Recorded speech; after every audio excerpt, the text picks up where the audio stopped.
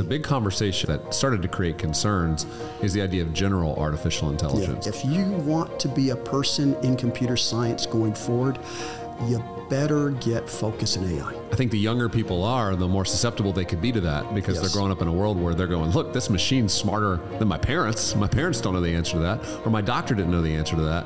And so we start to over-rely on the machine to give us knowledge or wisdom. If you provide wrong information, you'll get wrong answers. How do we in place the right ethics and regulations to make sure that we're doing what is morally right? And we're in a culture, though, of postmodern thinking that just says, well, there is no objective truth. And all of a sudden, if you put decision factors in front of a device and you don't have the right checks and balances, that device could be saying, I'm doing what's right and it's wrong. We've groomed an entire population and generation to not want to do the work. I mean, we've gotten lazy. And is that one of the threats of AI? It is a tool to use. And if we worship the wrong thing, then we'll go the wrong way.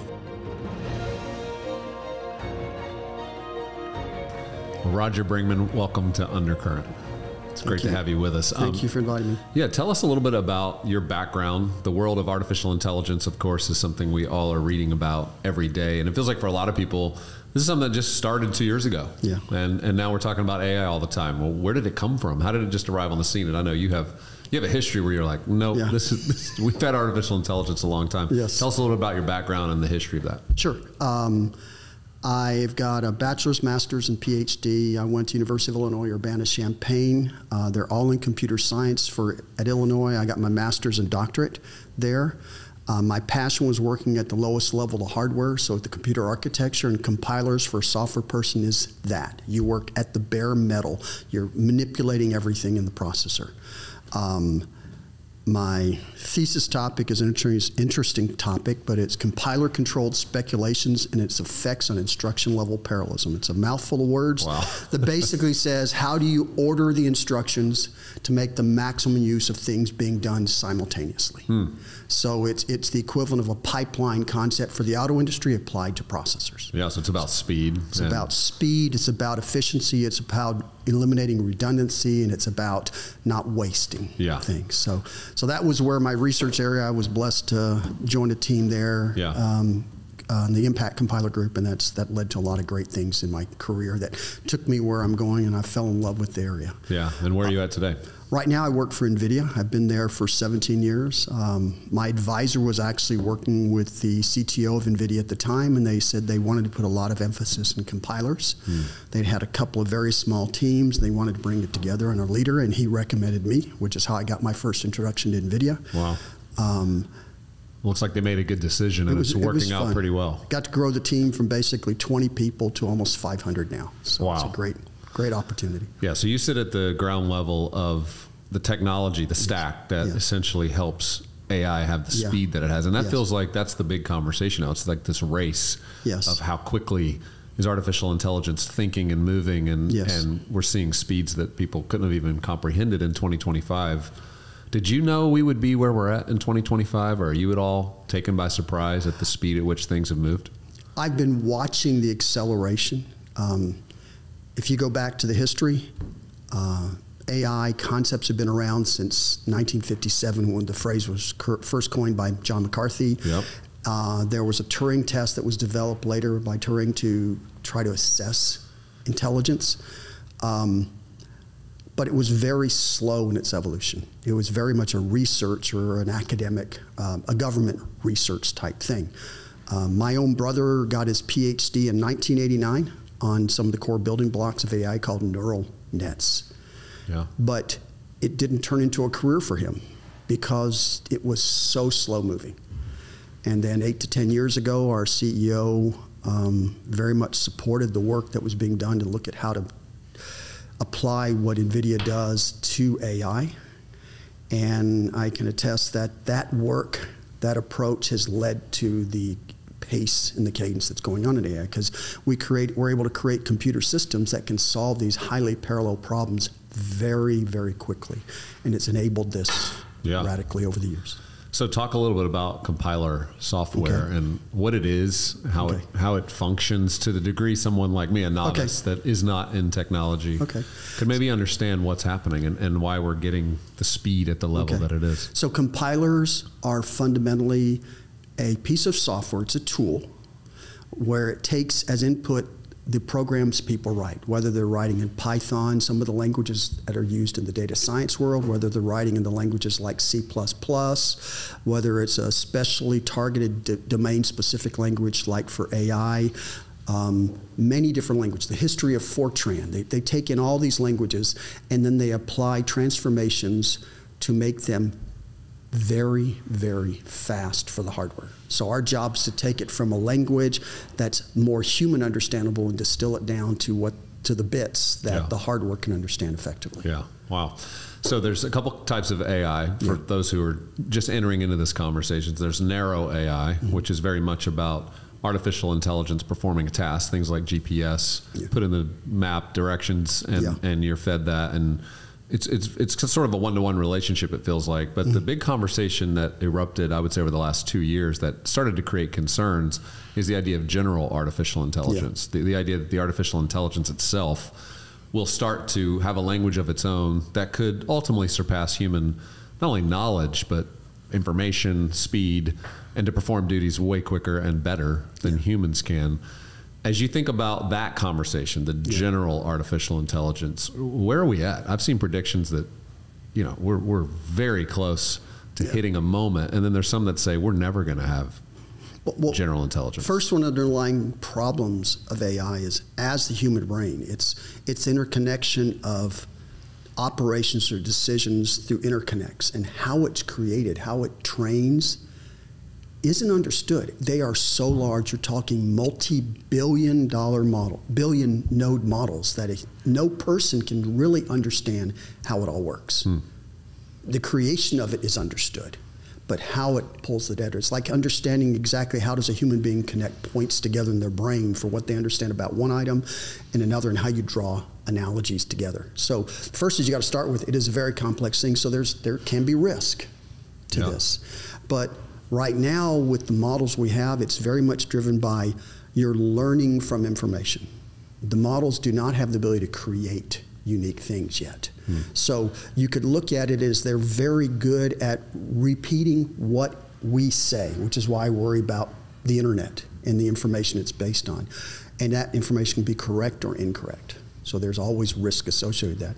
But these models are such that if you can't understand it, then predicting where it can go is a little bit difficult. But it's going to take engineering scientists, the creative aspect, to come up with solutions and to drive this. Could it get there? Yes. Which is why I believe that we need to have checks and balances in place to protect misuse. I look at AI fundamentally as a tool, and we want it to be something that we can leverage to make our lives more effective and more productive, and not something that will guide our direction. It is not God. It is a tool to use. And if we worship the wrong thing, then we'll go the wrong way. Yeah, and I think that's important in this conversation. I mean, any new technology is a tool. Some people will demonize the actual technology as being negative. And I think technologies do have biases. I mean, I would imagine compiler software's bias is speed, right? I mean, it's about speed. But in terms of its moral good or moral evil, that's going to be determined by whose hands it's in, right? Correct. And so you're trying to operate in this mindset of, hey, there's a lot of great things this could do for humanity. I mean, paint a picture for us as we hear so many negative dystopian realities about where artificial intelligence could go. What are some of the positives, the pros that you're excited about? Like, man, life could be really good for us. So I'm excited from the medical research, medicine applications. I'm excited for the academic aspects of this and creating a tuned education for an individual to meet their mental knowledge level needs. So it's the specialization part can be amazing.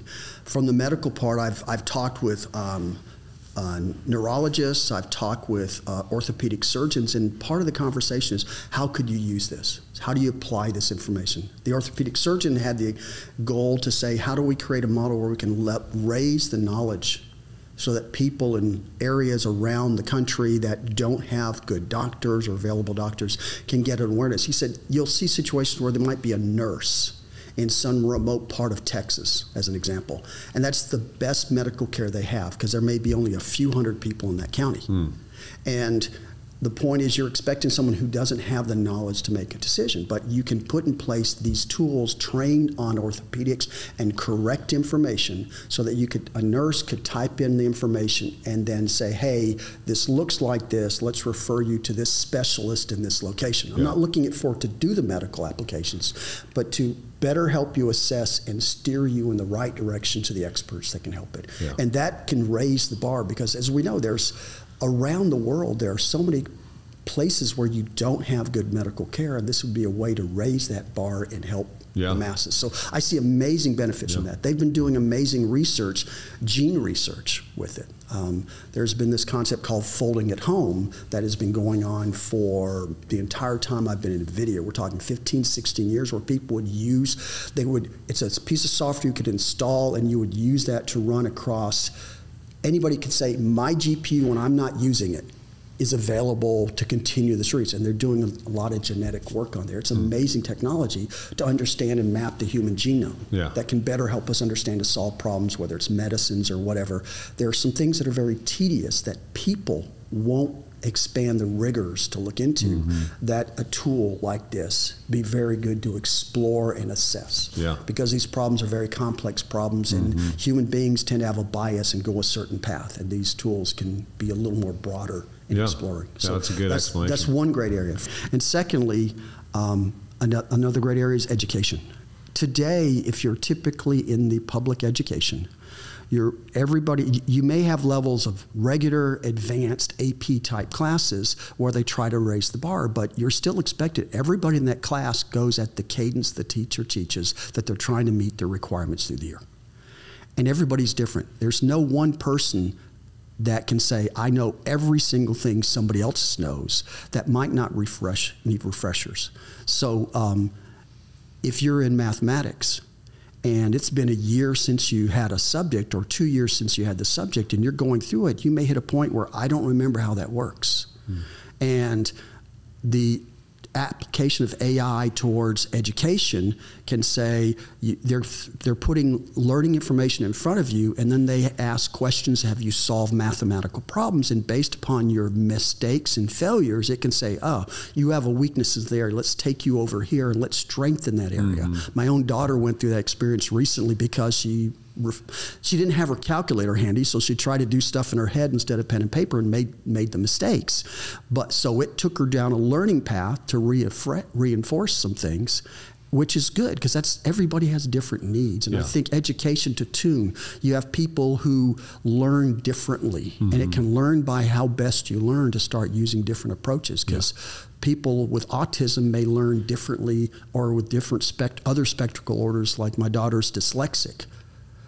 Different things affect how your learning process is. And it can vastly tune to that, where a single teacher in front of a classroom of 20, 30, 40 kids doesn't have the ability, let alone when you go to college and you get into some of those freshman classes with 400 and 500 kids, and it's just lecture hall where you don't get the customization feels like such a huge opportunity for each of us to have custom learning. So that's great. I think one of the things you've mentioned a couple times is we have to be careful about what's the information source for artificial intelligence to communicate back to us answers. So ChatGPT, other learning and language models that people are interacting with, there can be an assumption that this is an all-intelligent source. And I think the younger people are, the more susceptible they could be to that, because they're growing up in a world where they're going, look, this machine's smarter than my parents. My parents don't know the answer to that, or my doctor didn't know the answer to that. And so we start to over-rely possibly on the machine to give us knowledge or wisdom. What do we need to be aware of about how these language models work? And would you raise a bit of a caution about how we interact with them? So the language models, I like to use the phrase garbage in, garbage out. Phrase a lot of people know. If you provide wrong information, you'll get wrong answers. If through life we're taught that 2 + 2 = 5, we as a human are going to learn that. If we're giving biased messages towards certain areas, dogma, that you're being taught this is right, this is wrong, then we're going to start repeating that, whether it's brainwashing or educating. The same thing with AI. You have two phases. You have an inference phase and you have a training phase. Inference is that interaction you see with ChatGPT. The training is the models being applied information to learn from. So when I talked about the medical, that orthopedist said that if you just go to the internet, you can find lots of information and a lot of it's wrong. So the intent is provide just the right information, not the wrong information. Right. So as long as you're specializing in areas for the mathematics and so forth, you can teach multiple ways to teach it, but you're still teaching the grounded truth. Mm-hmm. And so that's the future might be people building a trustworthy brand, yes, that their information is being sourced, yes, from a certain set of facts and yes, truth, right? I mean, exactly. We're in a culture, though, of postmodern thinking that just says, well, there is no objective truth. I know as a Christian, you know, we believe there is objective truth that we can know and that it's real. But I would imagine in this space, people are on their own needing to make these determinations. Well, just like the internet now, if you use a search engine, you're going to get hit up with thousands of things. Some of them are pushed to the top because of advertising. So their truth is not based upon accuracy, but based upon funding for advertising. So that biases some of the truth that comes out of this. If you are using ChatGPT, which is a tool anybody could use that could be trained on any data source, you could train it on biased views. Even the fact that you train it on all the information on the internet will now make it look at it and come up with solutions that imply this is as important and accurate as this. So the grounding of the truth is very important. The business opportunities for whether it's biblical engines or whether it's medical engines or academics, having the correct information to train it it's an easiest way to narrow it down, yeah, right? Yeah. But now when you hit the moral dilemmas, it gets much harder because what is morally right, what is morally wrong, has many different things, whether you're looking at it from a biblical point or whether you're looking from what our government and forefathers said. Right. They have different views. Right? Right. Yeah, I could see how as we navigate this, it's going to be a lot of conversations about source and, yes, and where's this information come from. And that's a good warning. I mean, I think we're seeing that already with the younger gen searching out biblical facts and things are left out. They're getting bad information. They're being told things that they just assume to be true. So I think that's a good warning. Are there other areas that, as we look to the future, there's certain fears that AI is going to get in the wrong hands? I mean, I think people get the Terminator vision in mind that the machines are going to become stronger than the humans. And we've certainly seen people suggest, credible people suggest, that's in the future if we don't regulate, if we don't take control. How real is the idea that machines could one day kill humans? Well, first is you're now mixing AI and robotics. So you have to have very sophisticated robots. So you look at the work that Elon Musk is doing. He's trying to create robots that mimic all the motions of humans.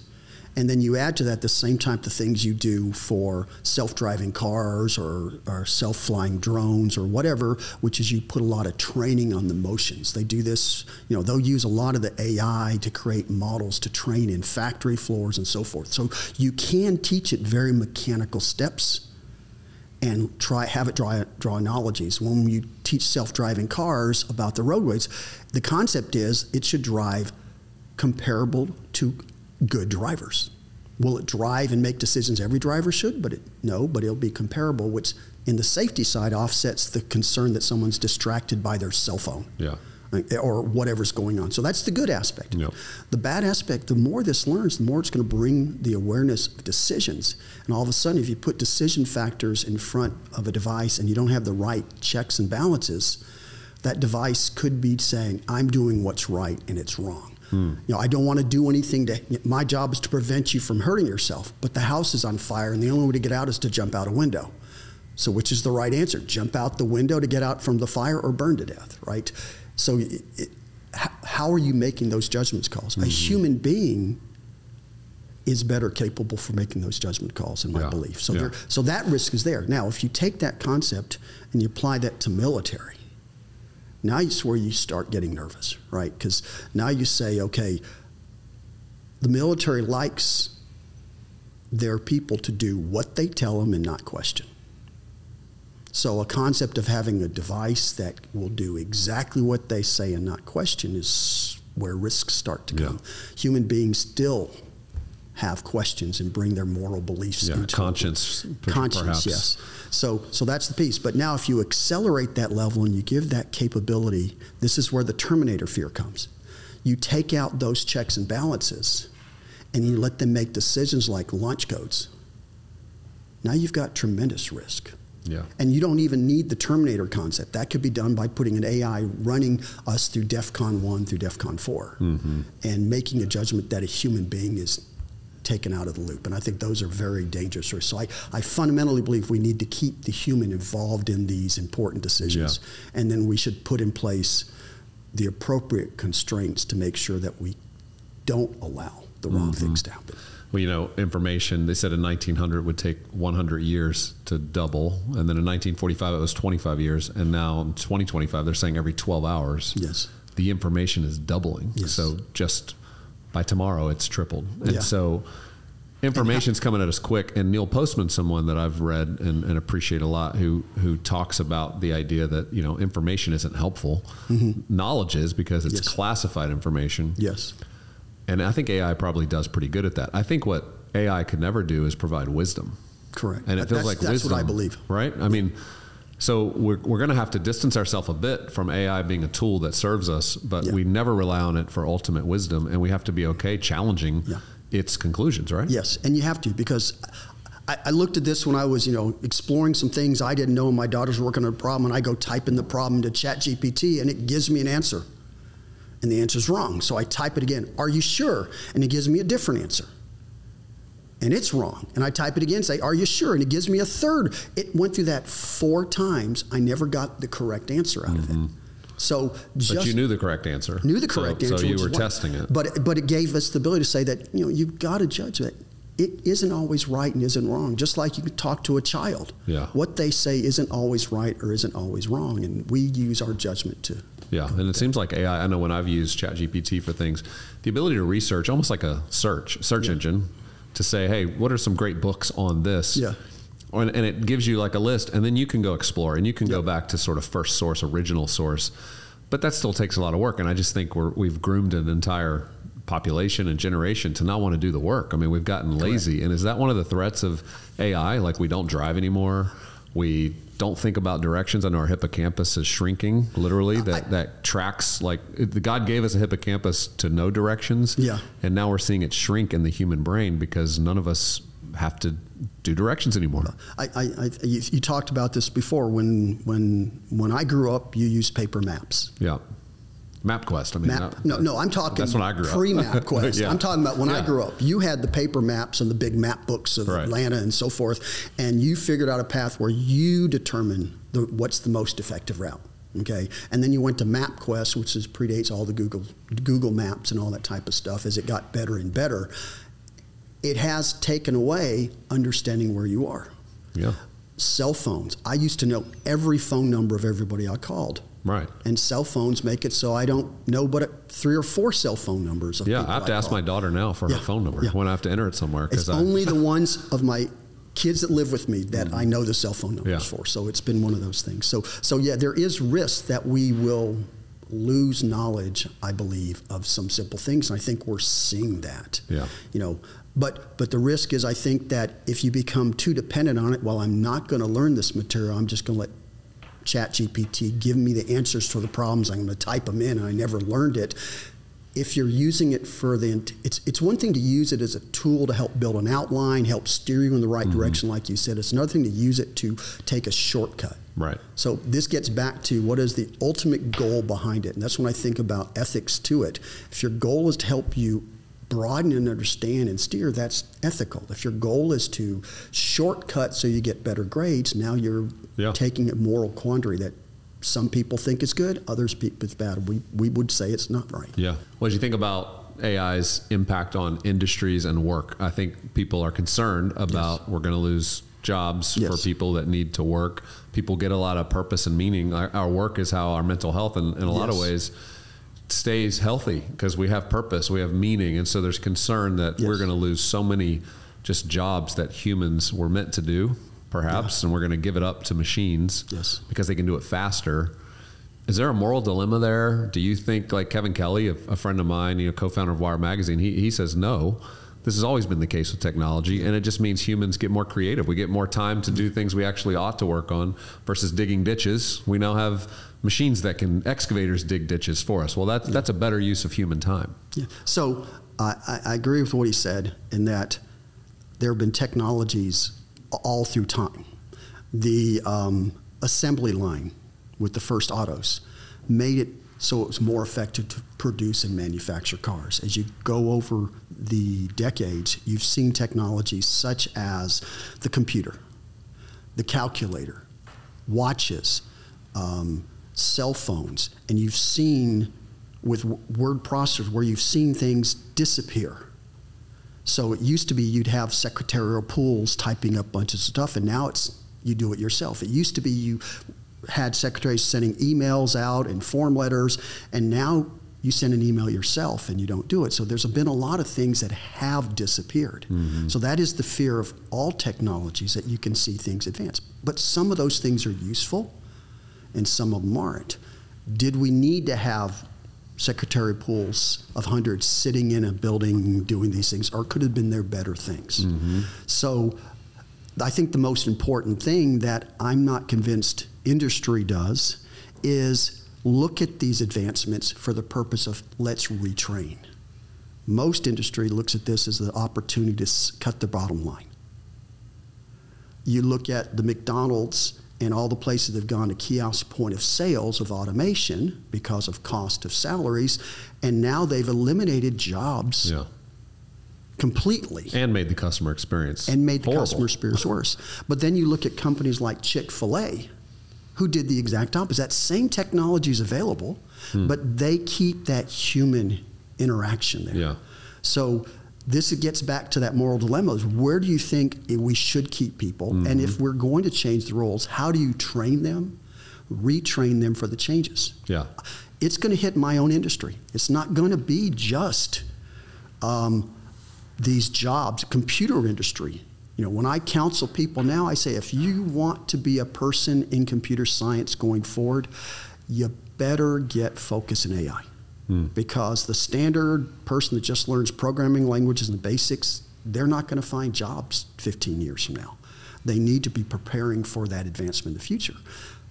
But there's also areas where you can, but the quandary I also worry about is that some companies are going to take this and say, hey, I'll get rid of all the junior jobs. And what they're going to find out is by eliminating the junior jobs, you lost the training ground to grow and mentor people to the future. Mm-hmm. We've got to have that legacy. And that's a risk that when people, just like when they outsourced call centers overseas, it's a similar problem. Now people say, oh, we're losing more jobs like that. No, well, they were already doing cost centers overseas, and they were already focusing on chatbots. Now they're going to put AI behind the chatbot to do smarter things. Well, that may get rid of your second-tier tech support. Right now, the first is overseas are gone. So there's those types of changes, and we have to look at it. Well, what do we do to train? How do you create those people to solve those problems if they never have a chance to work on them to solve them? How do you build that future of information? So it's something you got to be careful with. Well, and I think for Christians asking this question, what does it mean to be human uniquely? What does God design human beings to do? What does it mean to have dominion over creation, nature, technology, and not let it control and have dominion over us? These are going to be the bigger ethical, philosophical questions Christians must lean into and help all of us think better about it, because it's going to be quite a dilemma. I wonder if the pendulum goes so far. Everything's technology.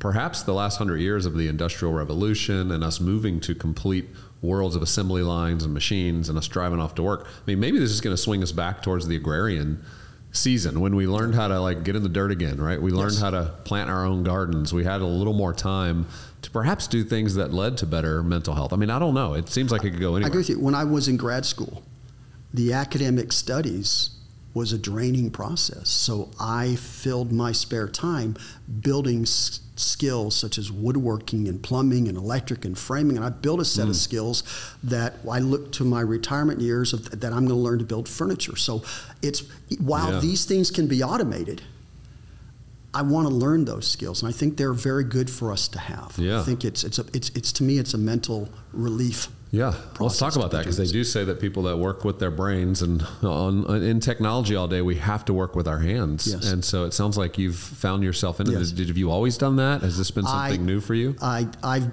been doing the woodworking and all that for 30 years. Oh, wow. So throughout your whole career, you've had both things happening. Well, you're kind to say it's throughout my whole career. but I mean, this is good for people to understand. Yeah. You know, someone, they might look at your bio and just assume you are constantly in the tech. Yeah. But you're not. You've got a very balanced rhythm. Horn. I've played French horn. I went to college with a music scholarship. I played French horn in my church for 14 years. Wow. But the woodworking, the handyman type stuff, because of that skills, there's no problem I run into that I'm nervous about, because I'm constantly dealing with different problems, but I built a knowledge base that I can look at these things, and a lot of friends and family come to me to ask me, well, what do you think you should do there? Yeah. And I think it's great. It's a great skill set. I've passed it on to both of my sons. And they both have those skills to get into this. Yeah, because it does feel like the temptation with the technology is we get lazy, we stop developing. You know, we've seen a drop off in the trades, and now there seems to be a resurgence of people going, we've got to understand the fundamentals of how human beings can function and live, because we're not always guaranteed this technology is going to work. I mean, I don't know how the power sourcing relates to this, but I hear some of those conversations too, like how much power it takes to fuel whatever we're building with AI. Give us a little primer on that conversation and how people are thinking about that for the future. Well, first, whenever my company looks about a data center, they look at how much power are there, and we're talking the megawatts of power to support these data centers. Tens of megawatts of power, depending on the size of them. The ones they're building in Arizona with millions square feet, they're going to be building complete power plants to power these. So there is a huge power consumption about it. What you can say from the counter is if they were trying to do this exact same thing with a general purpose processor, it would be orders of magnitude, multiple orders of magnitude more power consumption. So that's how you kind of feel good about it. Yeah. But it can accelerate these problems, but time will tell whether you get the return on an investment. So in closing, what do you think is the one question leaders should be asking as we think about the future of artificial intelligence, as we move into this, in some ways, dystopian reality, a future that we've not lived into before? There's going to be all kinds of new questions, challenges, moral judgments required. But what is the way we should be thinking well about it? What's the questions we should be asking? How do we in place the right ethics and regulations to make sure that we're doing what is morally right with this technology, that we're thinking through? And I think that's the challenge for our government when you have such spread views on things. And the answer of, it's just the middle, well, the middle might not be the ethical. So it's the question of how do you balance having a moral, ethical solution there? Yeah, because the ethical may not make the most money either, right? Correct. And supply to shareholders what they're hoping for every quarter over quarter. I mean, that real pressure of capital markets driving things is got to be a challenge. Yes. So thank you for taking time to just bring us a little bit into your world. I'm excited to actually see some of your finished woodworking. Okay. That's going to be cool. And I appreciate you just sharing with us today a little bit about your view on artificial intelligence. Thank you very much. Glad I could be here.